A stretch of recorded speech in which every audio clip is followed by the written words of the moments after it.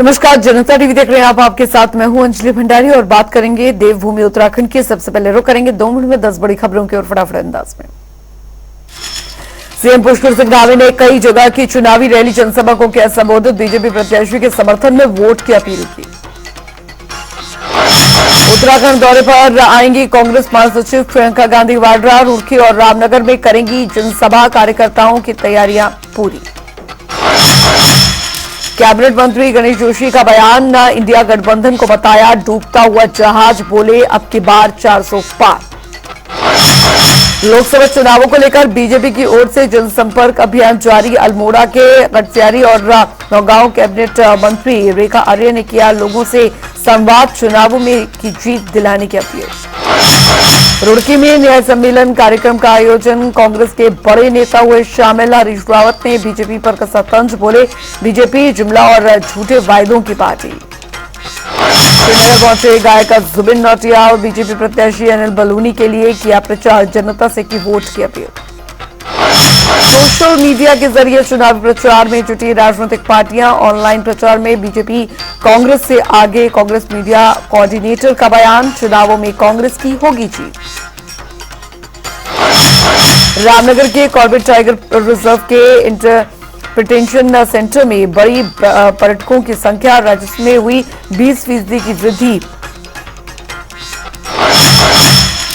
हल्द्वानी में ट्रैफिक समस्या बढ़ा रहा है ई रिक्शा।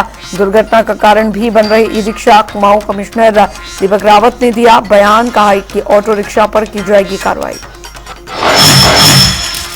मसूरी के पास जंगल में लगी आग। वन विभाग के कर्मचारियों ने आग पर पाया काबू। जान माल का नहीं हुआ कोई नुकसान।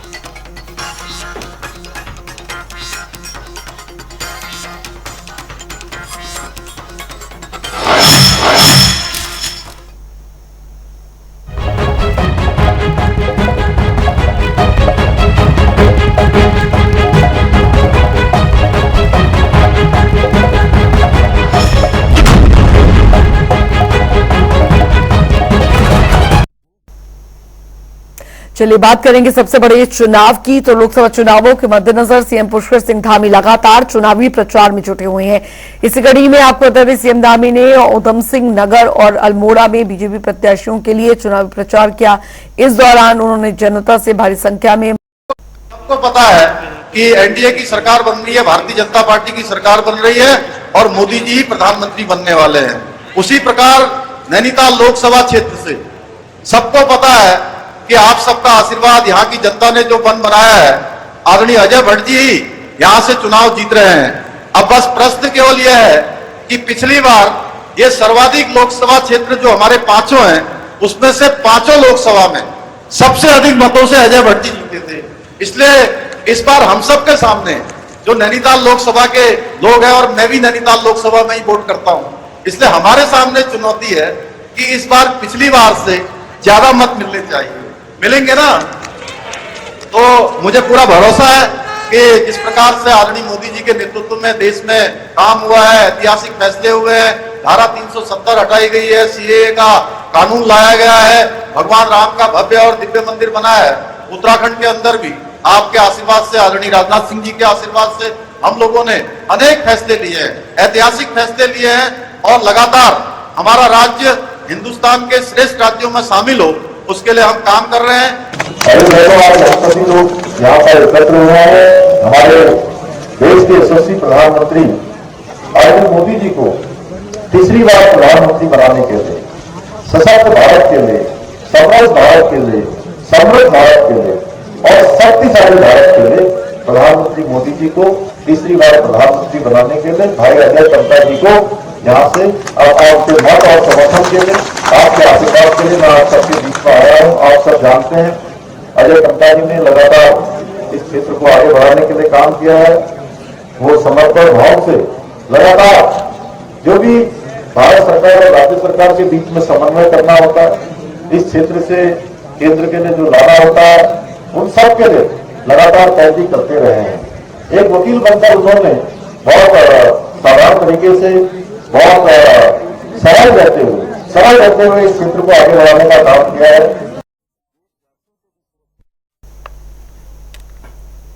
उधर चुनाव प्रचार अभियान को धार देने के लिए रक्षा मंत्री राजनाथ सिंह दरअसल उत्तराखंड पहुंचे, जहां पर उनका कार्यकर्ताओं ने जोरदार स्वागत किया और इस दौरान रक्षा मंत्री ने कई जगह चुनाव प्रचार किया और चुनावी रैली को संबोधित कर बीजेपी प्रत्याशियों के समर्थन में वोट की अपील की।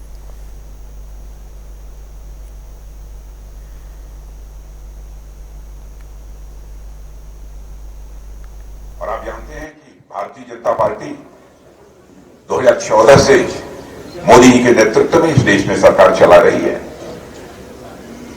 सरकार कैसा काम कर रही है, कैसा नहीं कर रही है, मुझसे बेहतर आप जानते हैं।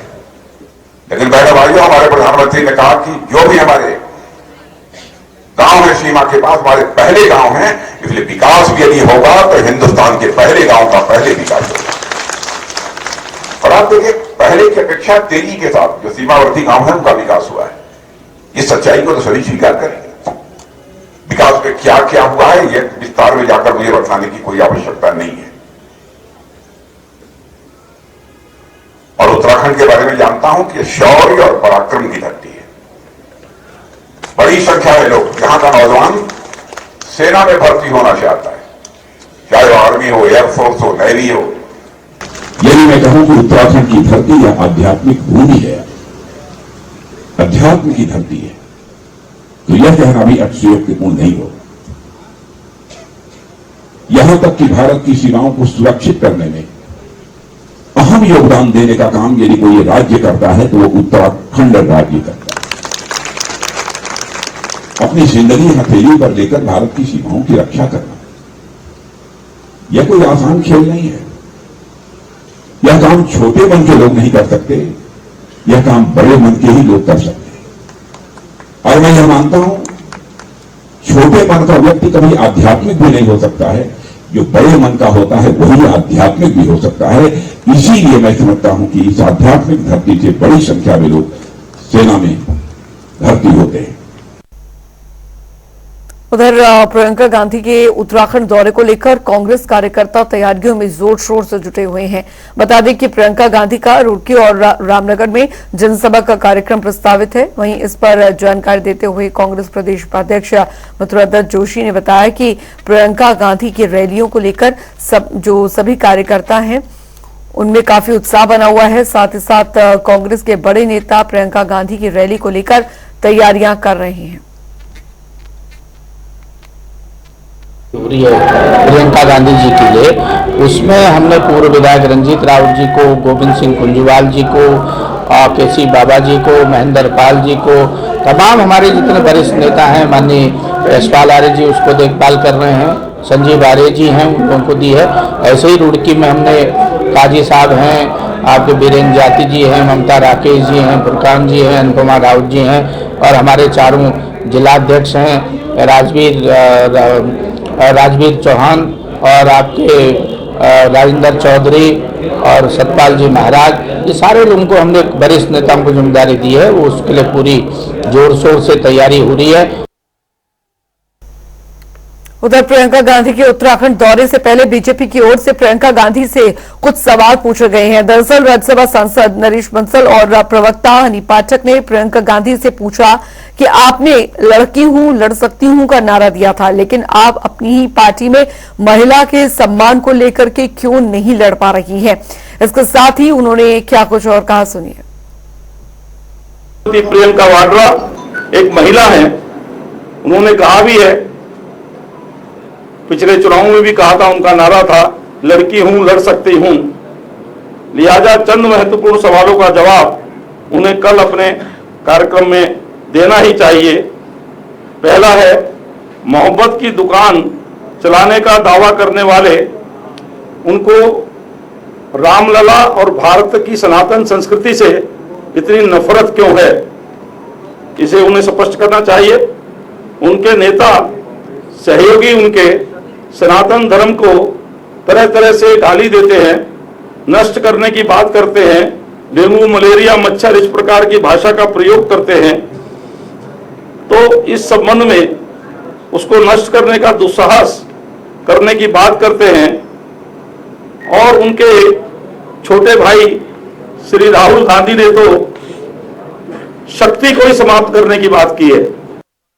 सवाल मैं प्रियंका गांधी वाड्रा जी से ये पूछना चाहती हूँ कि लड़की हूं, लड़ सकती हूँ का आपने नारा बड़े जोर जोर शोर से दिया, लेकिन अपने ही पार्टी के कार्यकर्ताओं से आप लड़ नहीं पाई हैं। जब रणदीप सुरजेवाल का इतना घिनौना बयान हेमा मालिनी जैसी प्रत्याशी के लिए आता है, कंगना रनौत के लिए यहाँ पे सुप्रिया सिनेट का बयान आता है, वहीं आप सुप्रिया सिनेट को यहाँ पर गोद में बिठाई नजर आती है और घोषणा पत्र जो आपका है वो घोषणा पत्र जो आज तक आप लोगों ने 70 साल तक देश की जनता को बेवकूफ बनाया, वही घोषणा पत्र उनके द्वारा आप लोग यहां पर दिखाते हैं। तो आपको शर्म आनी चाहिए। शांति धारीवाल के बयान से आपको क्या शर्म नहीं आई कि पर्दों का प्रदेश है, बलात्कार तो होंगे ही। इन सब सवालों का जवाब देने अगर आप आ रही हैं तो कृपया पूरा भारतीय जनता पार्टी नहीं, पूरी उत्तराखंड की देवभूमि की जनता पूछना चाहती है कि आपका उत्तराखंड की देवभूमि पे क्या योगदान रहा है। उधर आपको बता दें कि मसूरी में कैबिनेट मंत्री गणेश जोशी ने दरअसल इंडिया गठबंधन पर जमकर हमला बोला। उन्होंने कहा कि कांग्रेस की मिट्टी भ्रष्ट हो चुकी है और कांग्रेस कुछ भी करके चुनावों में जीत तो बीजेपी की ही यहां पर होगी। हमारे पास जनता जनार्दन का समर्थन है। कांग्रेसियों की मत्ती भ्रष्ट हो गई है। हमारी संस्कृति में कहता ना, जब कोई बुजुर्ग होता है कहते हैं पिताजी आप आराम करो, ताऊ जी आप आराम करो, अमर जी काम हम करेंगे। उन्होंने उस सज्जन व्यक्ति को लाकर खड़ा कर दिया। कल मैं देख रहा था, मेरे घर के बाहर उपचार कर रहे थे, 8 लोग उनके साथ में थे, तो मुझे तरस भी आ रहा था। लेकिन अब क्या करें, अब ये क्षेत्र के विकास की रही है और जितना काम भारतीय जनता पार्टी ने, नरेंद्र मोदी जी ने इस उत्तराखंड के अंदर किया है, सबका साथ, सबका विकास, सबका प्रयास, उसका लाभ भारतीय जनता पार्टी को मिलेगा। उधर लोकसभा चुनावों को लेकर बीजेपी की ओर से जनसंपर्क अभियान चला जा रहा है और इस कड़ी में अल्मोड़ा के गुटसियारी और साथ ही नौगांव गांव में कैबिनेट मंत्री रेखा आर्या पहुंची, जहां पर पार्टी कार्यकर्ताओं ने उनका जोरदार स्वागत किया। इस दौरान उन्होंने स्थानीय जनता की विभिन्न समस्याओं को सुनकर उनके जल्द निस्तारण का आश्वासन दिया। साथ ही चुनावों में मतदान कर प्रधानमंत्री नरेंद्र मोदी को जीत दिलाकर एक बार फिर से प्रधानमंत्री बनाने की अपील की। अल्मोड़ा पिथौरागढ़ लोकसभा सीट से अधिक मतों से अपने प्रधानमंत्री जी को मजबूत करना है और अपने मुख्यमंत्री पुष्कर सिंह धामी जी को भी मजबूत करना है, जिन्होंने 3 गैस सिलेंडर मुफ्त में विभिन्न वर्ग के गरीबों को देने का काम किया, जिन्होंने आज भी मुफ्त राशन जारी रखने का काम किया, जिन्होंने मातृ शक्ति का 30% का आरक्षण जो मिलेंगे हमारे बेटी अथवा हमारी बहनें जब नौकरी में अप्लाई करेंगे और अगर पात्र होंगी तो वो अन्य महिलाओं के मुकाबले उत्तर प्रदेश की होंगी, जो दूसरे प्रदेश की होंगी, उनके मुकाबले हमारी बेटियों को, हमारी बहनों को 30% आरक्षण का एडवांटेज मिलेगा, यानी कि फायदा मिलेगा। यानी कि यदि मान लीजिए 100 पोस्ट है, उन 100 पोस्ट में यदि 30% का हमारा आरक्षण है, तो 30 महिला उत्तराखंड की चुनी जाएगी। उधर आपको बता दें कि गढ़वाल लोकसभा सीट से कांग्रेस प्रत्याशी गणेश गोदियाल ने बीजेपी पर गंभीर आरोप लगाए। उन्होंने कहा कि बीजेपी शराब बांटकर चुनाव जीतना चाहती है। दरअसल पौड़ी के एकेश्वर विकास खंड क्षेत्र में बड़ी मात्रा में शराब का स्टॉक पकड़ा गया है, जहां से करीब 9000 शराब की पेटियां बरामद हुई। गणेश गोदियाल ने आरोप लगाया कि बीजेपी को पूरा सरकारी संरक्षण यहां पर मिल रहा है और सरकारी मशीनरी की मिलीभगत से ही इतनी अधिक मात्रा में शराब पहाड़ों तक पहुंच पा रही है।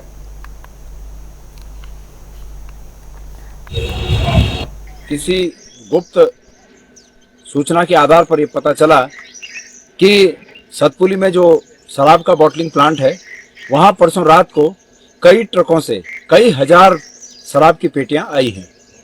मैंने तत्काल वहां अपने कार्यकर्ताओं को इस बात के साथ वहां भेजा कि आप लोग वहां पर पैरवी करिए और मैं तब तक जिला प्रशासन और अन्य जगहों से बात करता हूं और वहां पर जांच कराते हैं। हमारे सब कार्यकर्ता वहां पहुंचे, तमाम जगहों खटखटाने के बाद कोई किसी ने कुछ नहीं किया। अंततोगत्वा मैंने जो शराब की विभिन्न ब्रांडों की 9000 पेटियां रखी गई हैं जो परसों रात को आई हैं, ऐसी सूचना है, अतः कृपया इसकी जांच कराइए। अतः जो पर्यवेक्षक आए हैं चुनाव आयोग के, उन्होंने कल फिर वहां पर आबकारी की तमाम स्टाफ के लोग भाग गए और 9500 पेटियां विभिन्न अलग अलग ब्रांडों की शराब वहां बरामद हुई है। ये निश्चित रूप में आबकारी विभाग के कमिश्नर के देखरेख में ये सब हुआ है और शराब बांटकर चुनाव जीतने की भारतीय जनता पार्टी के प्रत्याशी की मंशा है। इसलिए मेरा ये स्पष्ट आरोप है कि ऐसे कमिश्नर को जो राजनीतिक कार्यों में हिस्सा ले रहे हैं और शराब बंटवाने के काम में संरक्षण दे रहे हैं, इनको तत्काल बर्खास्त किया जाना चाहिए। मैं आज ही अपने चीफ इलेक्शन एजेंट के माध्यम से जो पर्यवेक्षक हैं उन्हें ये शिकायत दर्ज करा रहा हूं। में आगे बढ़ेंगे। हल्द्वानी पहुंचे भारतीय कम्युनिस्ट पार्टी के राज्य सचिव इंद्रेश मैखुरी ने प्रेस कॉन्फ्रेंस की और बीजेपी गठबंधन पर जमकर निशाना साधा।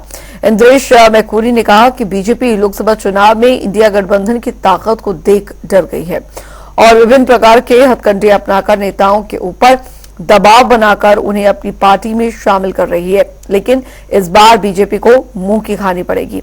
जनता लोकतंत्र की हत्या करने वालों को माफ नहीं करेगी।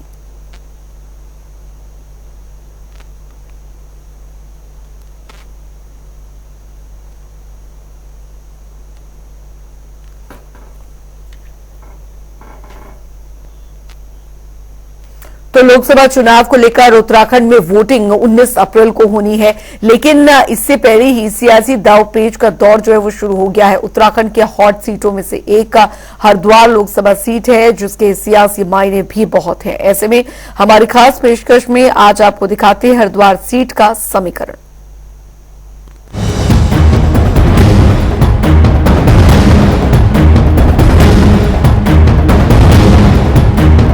हर की पैड़ी कानों में पड़ता मंत्रों के उच्चारण का स्वर,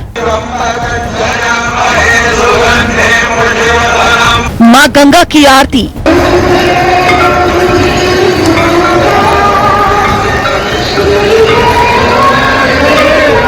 ये पहचान है हिंदुओं के प्रमुख तीर्थ स्थानों में से एक हरिद्वार की।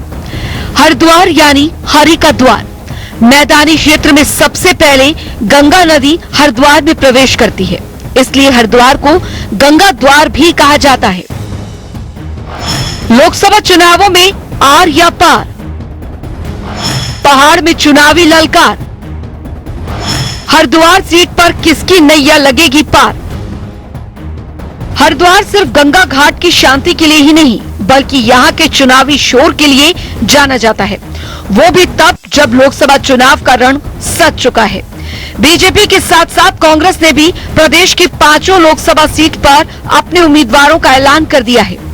हर लोकसभा सीट का अपना महत्व और इतिहास है। देवभूमि की 5 संसदीय सीटों में से एक हरिद्वार की अपनी अलग पहचान है। बात करें हरिद्वार सीट की तो हरिद्वार सीट राजनीति की दृष्टि से काफी अहम मानी जाती है।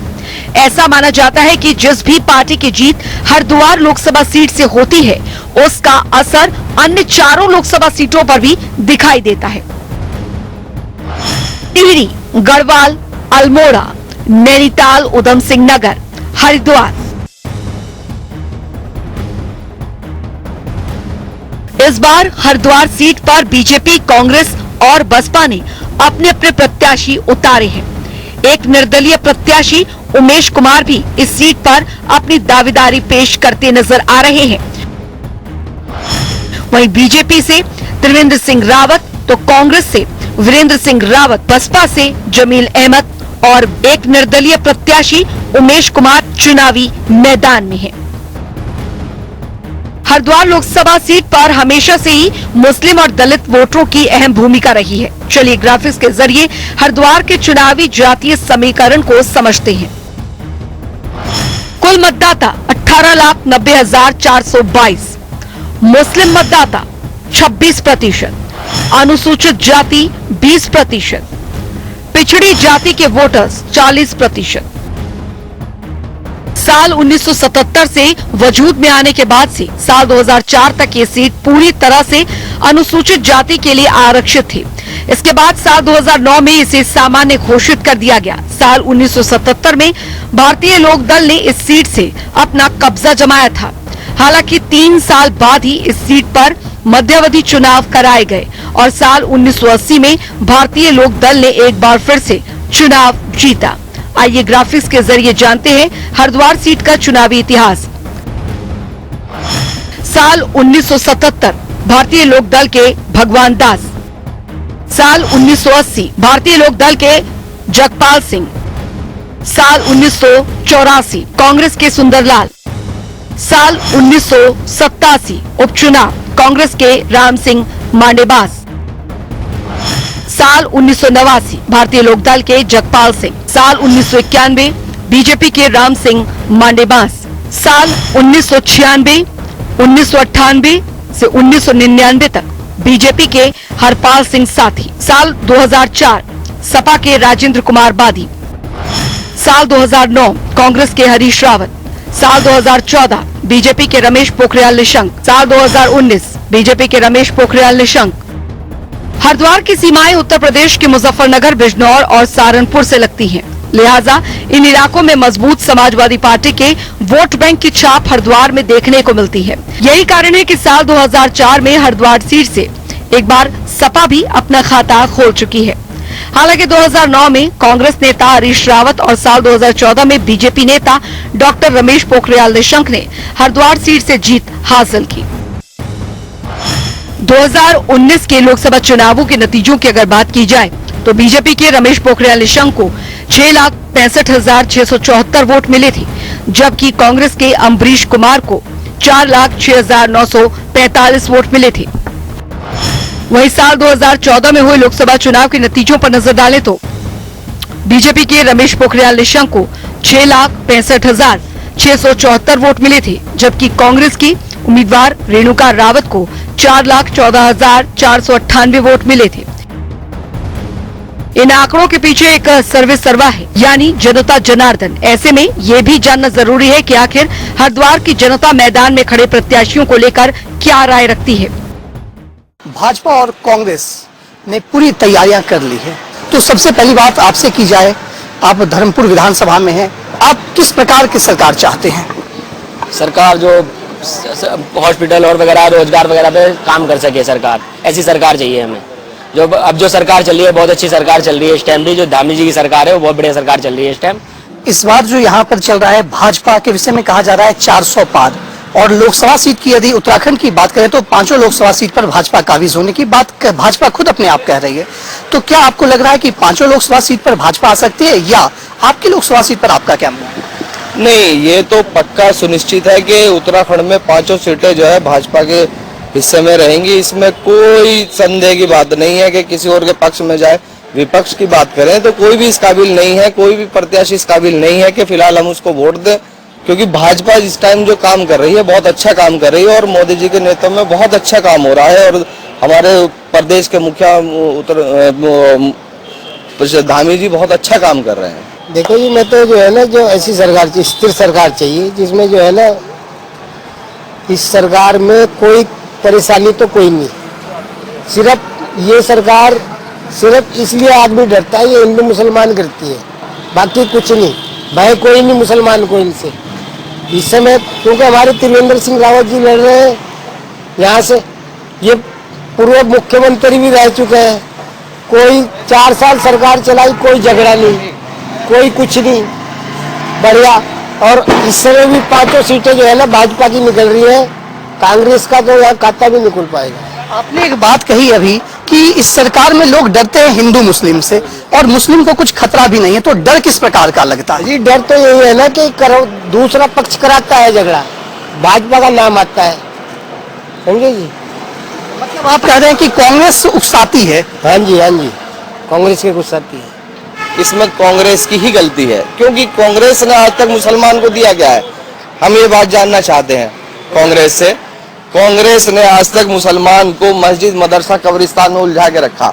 मुसलमान को शिक्षा से बहुत दूर रहा। मुसलमान जो आज पिछड़ा हुआ मुसलमान है, वो सिर्फ और सिर्फ कांग्रेस की देन है।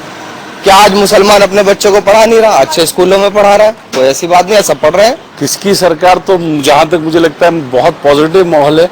आप कहीं भी जाएंगे, मुसलमानों से भी अगर आप पूछोगे, मैं हिंदू की बात नहीं कर रहा हूँ, मुसलमान भी इस बार त्रिवेंद्र जी की अच्छी साफ सुथरी इमेज देख के उनको वोट देने के लिए तैयार हैं। और रहा सवाल कांग्रेस और बीजेपी का, कांग्रेस तो लगातार लोग छोड़कर जा रहे हैं। जो लोग हमारे यहाँ कांग्रेस में पहले थे भी, उन लोगों ने भी कांग्रेस ज्यादातर छोड़ दिया। हमारे यहाँ जो मुसलमान लोग थे कांग्रेस में, इस टाइम एक तरफा बीजेपी की ओर माहौल है। और मुसलमान किसी तरह की अपने ऊपर ये ब्लेम नहीं लेना चाहता कि मेरी वजह से या मैंने कांग्रेस को वोट दिया, ये गुनाह वो नहीं करना चाहता। इस बार पूरा जहां तक मुझे लग रहा है 90% मुसलमान जो है भाजपा को वोट करेगा, वो ये गुनाह अपने सिर नहीं लेना चाहता। जीतने की कंडीशन नहीं है। अगर आप व्हाट्सएप और फेसबुक, ये जो सोशल मीडिया पे जो अनशंड चलती है, इन चीजों को अगर आप छोड़ दें, प्रैक्टिकल अगर आप देखें, हमारे क्षेत्र में कई हजार लोगों ने, जिनकी मैं बात कर रहा हूं, कई हजार लोगों ने लाभ लिया है आयुष्मान का, राशन लिया है, 3 रुपए 5 रुपए किलो गेहूं, 2 रुपए 3 रुपए किलो के हिसाब से सामान लिया है। अगर आप देखें, उनका इलाज हुआ है, आयुष्मान में ऑपरेशन हुआ है। अगर आप देखें, कई सारे मकान हमारे यहाँ मोदी जी के प्रधानमंत्री आवास योजना में बने हैं। ये आगे भैया हैं, उनको प्रधानमंत्री आवास योजना में, नफीस भाई, ये जो आप नाई की दुकान देखेंगे, जो बाल काटते हैं, उनकी दुकान है, उनको आगे फ्लैट मिला है रहने के लिए। तो और क्या लेंगे आप सरकार से? तो रहने को घर मिल रहा है, अगर आपके पास जगह है, आपको बनाने के लिए पैसा मिल रहा है, पेंशन 1500 रुपये आ रही है हर किसी के लिए। और रिश्वतखोरी बिल्कुल खत्म हो गई। सीधा पैसा जो है, अगर आप नंदा गौरा योजना देखेंगे, उसके तहत 20,000 50,000 डायरेक्ट आपकी लड़की के खाते में आ रहा है। और क्या चाहिए लोगों को? लोग आप कहीं भी जाके देखेंगे, आपको संतुष्ट मिलेंगे। पहली बार ऐसा है कि हम ठोक के, सीना ठोक के बोल सकते हैं भाई भाजपा के लिए वोट मांगने हैं, और लोग भी उसका एक बिल्कुल पॉजिटिव है। हमारे भैया खड़े हैं, आप किसी भी चलते हुए आदमी से पूछ लीजिए बीजेपी को। हालांकि लोकसभा चुनाव को लेकर जनता इस बार किसे जीत का ताज पहनाएगी, ये तो 4 जून यानी नतीजे के दिन ही पता लगेगा। ब्यूरो रिपोर्ट, जनता टीवी। चलिए इसी के साथ उत्तराखंड की खबरों में अभी के लिए फिलहाल इतना ही। वक्त है छोटे से ब्रेक का।